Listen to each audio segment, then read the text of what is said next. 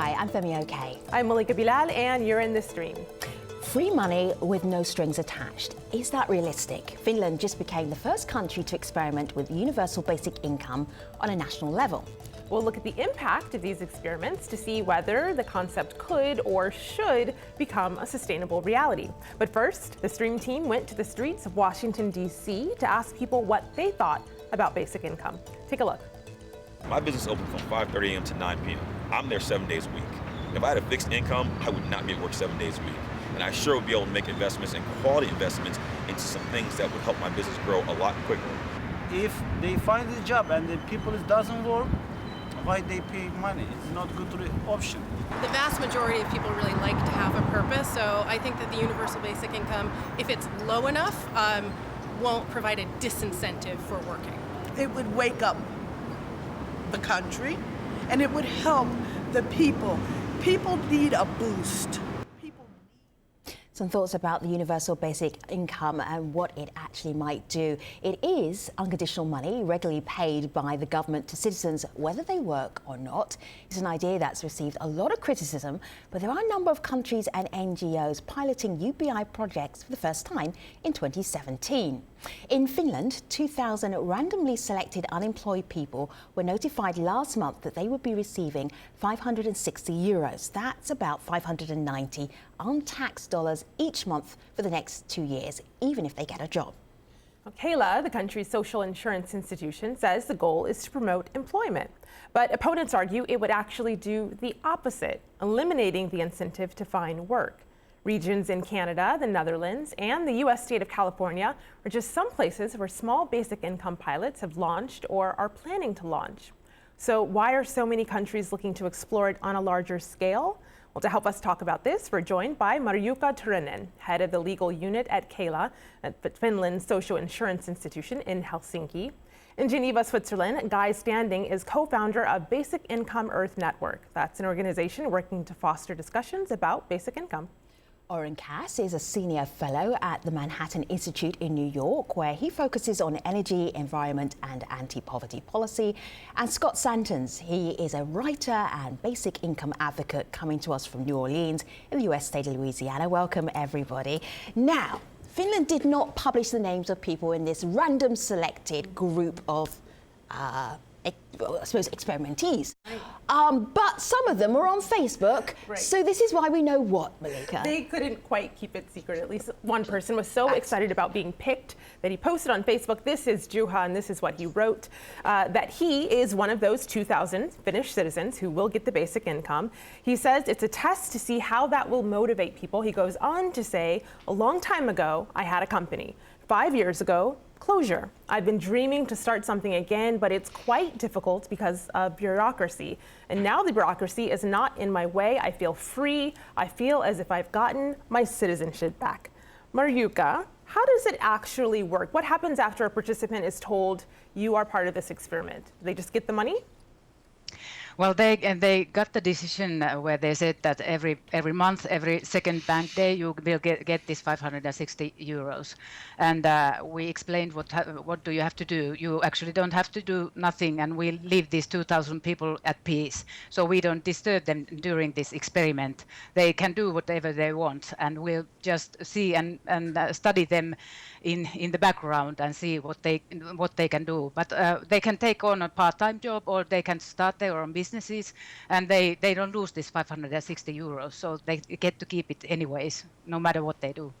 Well, Finland isn't the only place that's experimenting with giving citizens money. Guy, I know that you've actually tried this in parts of India, and when you tell people that you're going to give them money, what do they say and how do they react? Well, first of all, I should say that we've actually done 4 basic income pilots in India and in parts of Africa, and I've also been involved in small pilots in Britain. And certainly this is the year of the pilot, because the ones you've all mentioned are following. And what happens, in answer to your question, is what we had is an awareness day at the beginning of the Indian pilot, where 6,000 people received the basic income, individual payments, men, women, and the children. The children's basic income was paid to the mother. Yeah. And we had an awareness day before it was launched where we told everybody in the villages that they would be receiving it without conditionality, without us coming to tell them, advise them, or intervene in any way. Sure. Guy, And that every few months we would... We've got a little clip of that. Is that okay if I show our audience what that awareness day looked like? Because I think people look a little bit... Yeah, please do. They look a little bit please stunned. do. We have a video. Yeah, this is Madhya Pradesh. This is people being told they're about to get money for the next 2 years. No strings attached. Have a look. इस योजना के तहत 1 साल तक हर परिवार को कुछ नगद पैसे दिए जाएंगे। परिवार में जो वयस्क है 18 साल से ऊपर जो है उनको 200 रुपए मिलेंगे। 18 साल तक जो बच्चे हैं उनको 100 रुपए मिलेंगे। ये उनके जो 200 रुपए भाई को मिलेंगे, बहन का 200 रुपए बहन को मिलेंगे और बच्चों का जो है वो बहन के खाते में जाए। कोई शर्त नहीं है, आपको परिवार में आपको ही तय करना है। Oren, do you have any issues with the way that experiment worked out? The idea of giving local communities money? Well, I think it's really important to clarify what we're testing. You know, going to a village in India and telling them that they'll receive a small amount of money for 2 years isn't really a basic income, certainly not the way we would think about it in a Western country where we would, in theory, give everybody thousands or $10,000 a year indefinitely. And what we have to understand about these policies is not whether people like the idea of getting free money. I'm sure they do. The question is that how we want society to operate, or do we want to maintain the principle that that you're still expected to work to make a living? That's an interesting question, but your first point there is one that I'm also hearing from other people. I'll go to you in just a bit, Guy, because I wanted to bring in, just because I heard Oren's first point about giving money is not necessarily universal basic income. So we have a video comment on that same point, and I'll direct this to you. Have a listen. This is Daniel. I'm a supporter of the UBI idea, and I think the Finland experiment is a fantastic first step. But it's important to recognize what the Finland experiment won't teach us. A UBI has benefits and costs. The money has to come from somewhere. Would we be better off spending $3 trillion so that everyone in America could have a basic income of $10,000 a year? Or would we be better off putting that money into schools, roads, healthcare, etc.? I really don't know, and I don't think the Finland experiment will tell us either. It will shed light on the benefit side of the equation, but not on the costs. So Guy, I know you wanted to say something. Well, I think that the Indian basic income experiment was the closest you could come to a genuine basic income pilot. And the effects should be recognized, because unless you understand the effects, you can't come to an appreciation of the costs and benefits. And among the effects are that nutrition and health improved, reducing the costs of the public healthcare system, for example. The amount of work increased dramatically because people had more energy, more initiatives, and more sense of entrepreneurial risk-taking.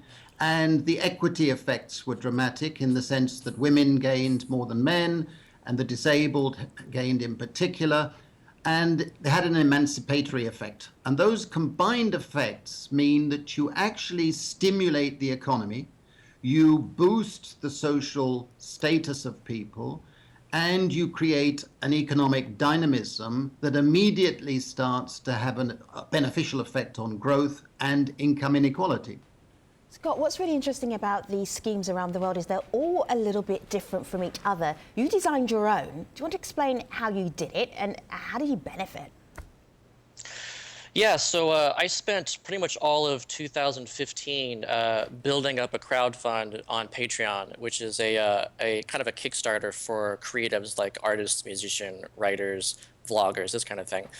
And I was able to accomplish $1,000 a month of basic income starting in the beginning of last year. So I lived all of the last year with this $1,000 per month at the beginning, at the first of every month. It was guaranteed. I always knew it was going to be there. And really, kind of the key takeaway Scott, that I got from you this... You persuaded people to give you money?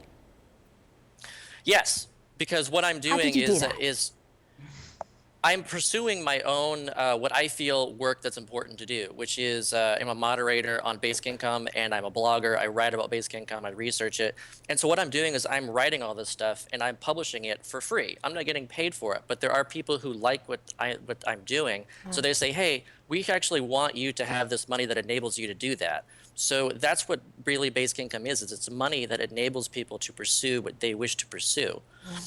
And so the kind of the key takeaway that I got from last year was that I had no idea how little security I didn't have until I had it.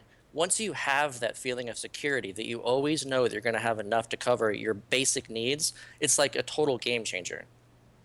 Can I jump in here because I don't really think that's a basic income at all. I think that's people giving Scott money on the internet. You know, another way to get money every month is to have a job. If you have a job, you also receive money every month.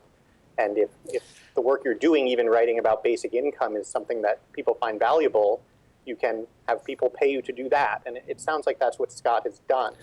And I think that's terrific if he's having success with it, but it doesn't tell us anything about whether we want society to be a place where everybody receives a check no matter what they do. There's really a difference here between intrinsic motivation and extrinsic motivation. Like right now, so many people are getting paid in order to do work. And let's say 70% of the workforce is mostly disengaged or entirely disengaged from their work. Like people do not necessarily enjoy what they're doing, but they're doing it because they have to. Intrinsically motivated work is work that you do because you want to do that work. I would like to comment on this because I think we should go back to the basics. The basics are, why do we need a basic income system, whether it's in the United States, India, the United Kingdom, or anywhere else? The reality is that the 20th century income distribution system has broken down. And it used to be that the share of national income going to capital and the share going to labor were roughly constant. But in the last 30 years, the share going to capital has shot up all over the world, and the share going to labor has shot down all over the world. And we have seen a new class structure emerging with a growing precariat of people living through casual jobs, in and out of jobs, low incomes, falling wages, and they're getting angry. And they're not only getting angry, but they're voting for political extremists, so that we're now in a dangerous situation where we have chronic inequality, chronic economic insecurity, and our existing social policies have failed to arrest the growth of poverty, they failed to arrest the growth of economic insecurity, and they've failed to be efficient administratively or in any other way. So we're now at a very strong crisis point, and this has been illustrated by the election of Donald Trump. It's been illustrated by the Brexit vote in Britain, where people are getting angry, and basic income is almost becoming a political imperative. Guy, and there are people online that completely agree with you. So I want to read just two of those people. This is Jared. He says, it is a good idea to then invest in citizens and allow them to find the right job with the financial ability to get that job. Another person brings up an interesting point. This is Morgan, who says, basic income would then compensate work that isn't paid now. Stay-at-home parents, elder caregivers, volunteer work, schooling. Mariuka, I want to bring you in here on this point, compensating work that isn't necessarily paid now, but that is valuable and necessary. What do you make of that? Well, I think so too, that the working life has changed very dramatically, and that's one reason why we are doing this. And we have also this third sector thing that we want persons to go and have jobs there, and part-time jobs that we need. We have this pension boom here in Finland. All these wide masses of people are going to pensions, and we don't have anybody to care for them because nobody is there to do their jobs. And so the idea of this basic income experiment in Finland that it gives the freedom for these people, these 2,000 people, to go and do whatever they like. Okay, they can stay at their couches, yes, but I think there are so many people in these 2,000 people that want to do and want to be active, and it has also not direct impacts, but also I think that mental health and everything. You get depressed when you don't have work or you don't have the financial security. Now you have it.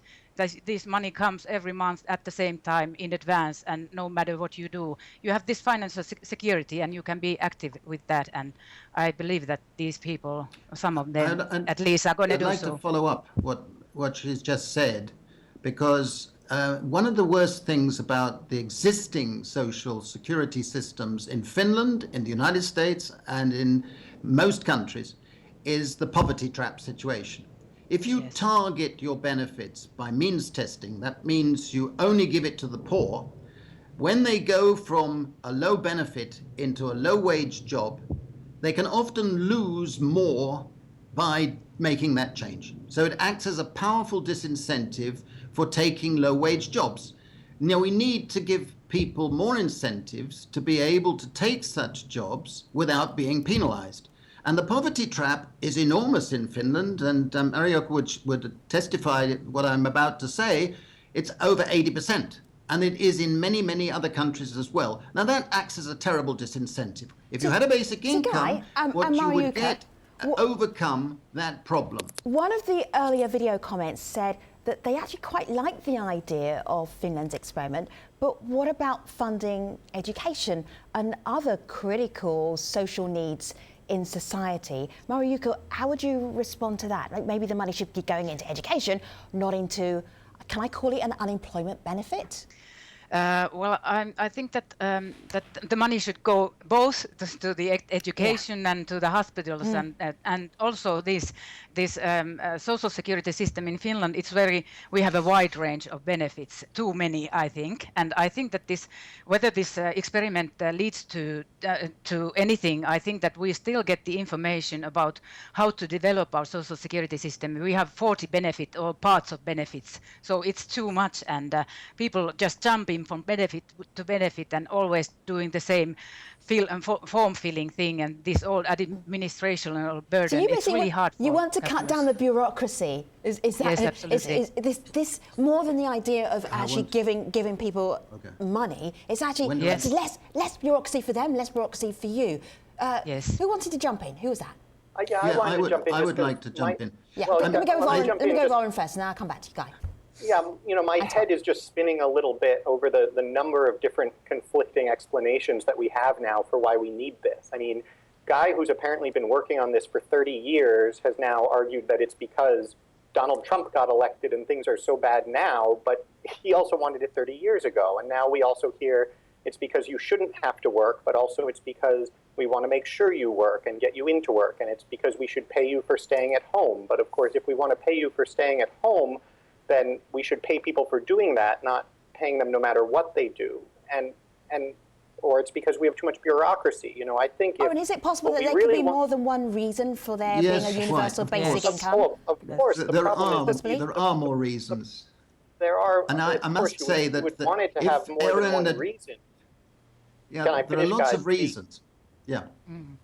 Yeah, I just want to say what I hear people saying is, the actual goal here is that we do want people to work, but we want the system to be simpler, and we want there to be an incentive to get into the workforce. And if those things are all true, then the way to do that is with a wage subsidy, meaning that we should make work pay better, so that if you do earn a paycheck, take that money you were going to spend on a basic income and instead put it into people's paychecks. And if you do that, you do a wage, everything that Mariukka and Guy are talking about, but you don't create this policy that says we don't care whether or not people work.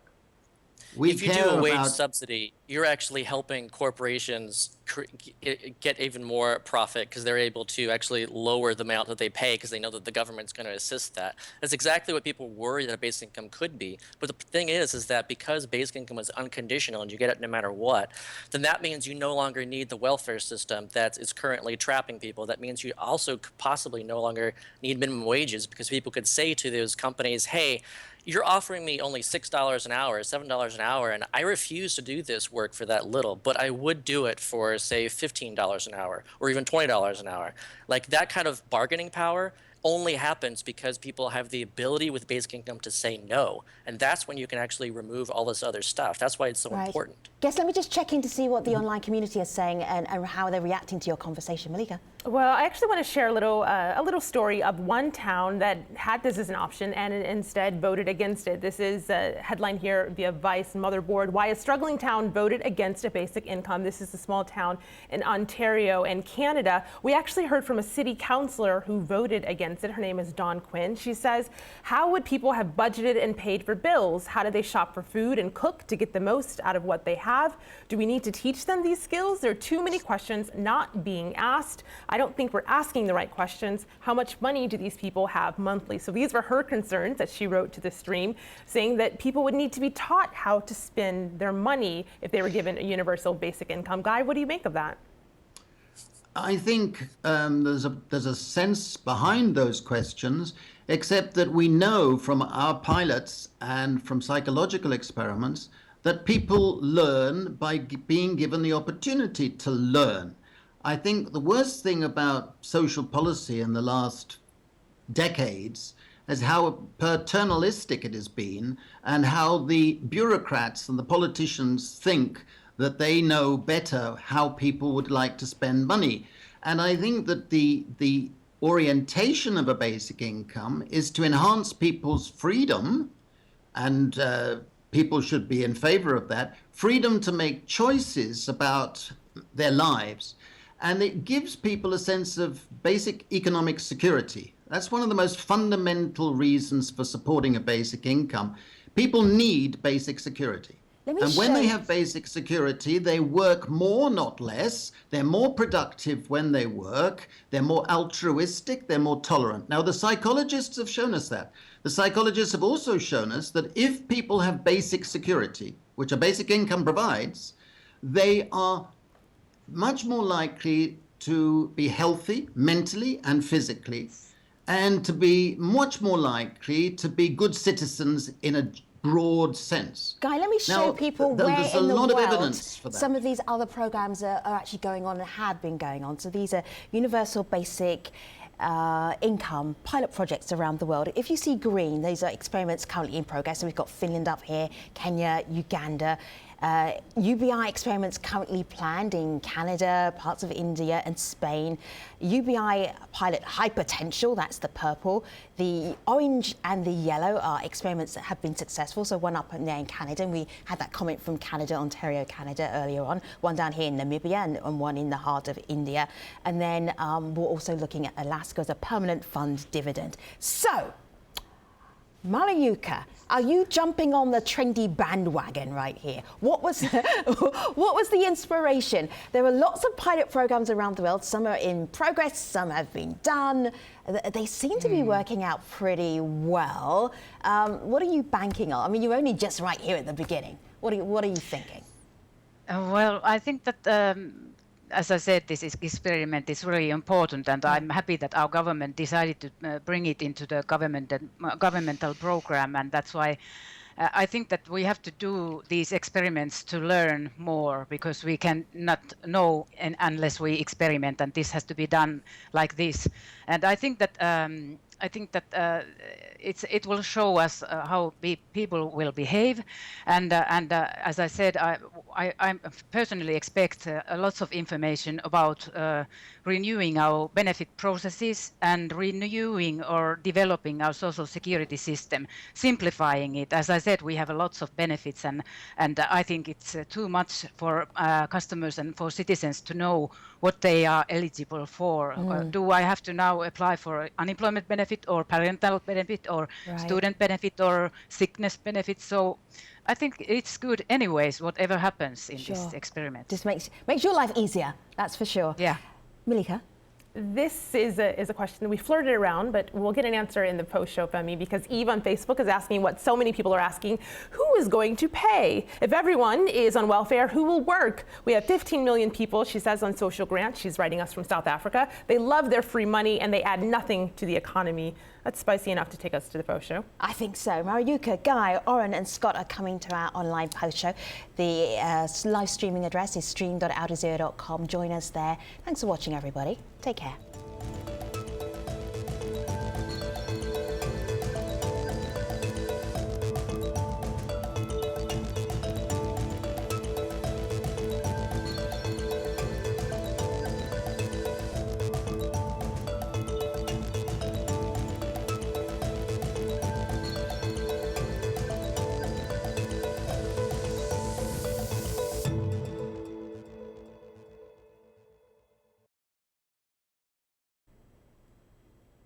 Hello, welcome back to our online post show. The time goes really fast, guests. Thank you so very much for staying with us for the online post show part of this conversation. You had a little tease, Malika. We better deliver the tease. Because this is a question that we've mentioned a little bit in this discussion over the past 25 minutes. But Eve says, who is going to pay? Now, Scott, there are some altruistic people who donated to help fund your Kickstarter, your fund there, but not everyone might be so altruistic. How do we make this work financially on a wider scale? I'd like to answer Personally, my favorite answer to that question is actually by Alan Watts. And you can Google this, Google Alan Watts and basic income, and you can see this. And essentially the answer to this is the machines. The machines pay for it. Our technology pays for it. Like, we have the ability to actually pay for this with the machines. This is capital. So if you look at, we've actually been replacing labor with capital. This is not something only in the future. Ever since 1990, all routine labor has been entirely stagnant. The only new jobs are in non-routine labor. We have algorithms, we have machines that can do more and more of this, and they are doing more and more of this. It's changing the way that we work. So with all this new benefits accruing to only the owners of that capital, only those at the top, then we have to figure out a way to actually circulate that money back down to the rest of society, or else the entire economic system can actually slow to and grind to a halt. Scott, you are on the same wavelength as Elon Musk, and I'll go to you, Guy, with this. Elon Musk, this headline out of Gizmodo: we need universal income because robots will steal all the jobs. Picking up on what you said about things being automated and technologies and computers being the ones that will pay for it, we got a video comment from someone who thinks that same thing. This is Travis McCray, and here's what he told us. Hi, I'm Travis McCray, and I'm the leader of the Pirate Party of Canada. Basic income is an economically conservative welfare system that removes overhead and is a proven method to distribute money to those who need it most. It reduces healthcare costs, it creates jobs while also increasing GDP. People work more, not less. And it addresses job loss due to automation. In Canada, truck driving is one of our most common jobs for men. But the first fully automated truck delivery happened in October. Basic income is a viable, fiscally conservative, and socially equitable proven plan. Guy, convinced? I don't buy the argument that we're all about to be displaced by robots. I think there's enough work to be done, and a huge amount of care work that is unremunerated, a lot of work that we have to do, so I don't really buy that. What I do buy is that the technological revolution has increased inequality and has channeled more and more of the total income to a plutocracy. And we have to be very worried about that. My own preferred way of paying for a basic income is to set up sovereign wealth funds along the Norwegian scheme, somewhat along the Alaska Permanent Fund, by which you can pay out everybody from the fund through investing. I think that you can build up a fund, and one of the biggest ways you could build it up is phasing out the huge amount that is paid by governments in subsidies to corporations, to rich people, rich interests. It's not realized how much is paid out in subsidies, and in my new book on the corruption of capitalism, I document how that is actually able to provide a huge amount of the fund for a basic income. But I also think it's necessary to levy on all rental income, including on patents, on copyright, which are, giving a tiny minority a vast amount of the total income. And unless we address this inequality issue and the insecurity issue that comes with the precariat, we're going to have big political trouble. And I have been warning about this in my books for the last 10 years. And I even said we're going to have a political monster, and we have one now. Before we advertise all of your books in the last moments of our show, but very slickly done there, let me show you, guess something. This is Guy talking about the growing precariat, why we need a universal basic income. This is Oren saying why universal basic income is a terrible idea. Oren, is there anything that Guy could say to you that would make you persuaded that it would be a good idea to maybe even just investigate UBI, do a few experiments maybe in the United States, other places around the world? Could you be convinced? Well, look, I think the problem is more philosophical, and that's why pilots have a difficult time proving it one way or another. The question is, what obligations do we place where in society? that applies to all sorts of things, from how do we educate our children to who cares for the elderly. And in general, the expectation in society has been that the obligation to provide for yourself and your family is yours and not the government's. And the question is, what do we think would happen if we shift that to the government?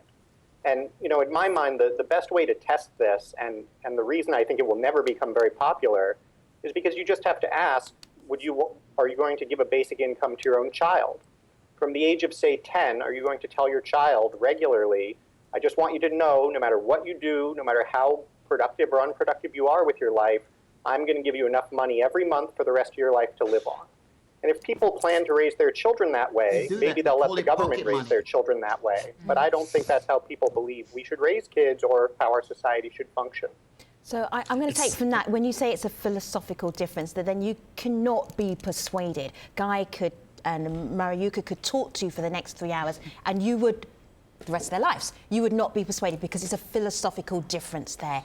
I'm going to leave it for now. It's such a fascinating topic. I hope we will return to it, particularly maybe at the end of your experiment, Mariuka, so we can just see how things went. And perhaps some people who've actually taken part in it so they can tell us their stories as well. So to be continued. In the meantime, Malika. I'll leave us with two people on either side of this debate. This is Morgan, who says most people will want to earn more money. They want to contribute to society and explore. Basic income would spur a creative renaissance. And on the other hand, someone who's maybe not as convinced is someone who sent us a video comment. That's Ian Dulli out of Australia. Here's what he told us. There are two main problems with universal basic income. First of all, none of the proposals are actually universal or unconditional. As soon as you deviate from simply cutting a check to every person in the country for the same amount on the same period of time, it ceases to be universal and just turns into a means-tested transfer payment with no economic novelty. The second problem is that the very reason that money exists is to provision resources to the public purpose. So a better way of guaranteeing a minimum standard of living is to guarantee that everyone has a good paying job, even when they can't find one in the private sector. A job guarantee. The conversation continues online as always. #AJStream. Thanks for watching, everybody. Take care.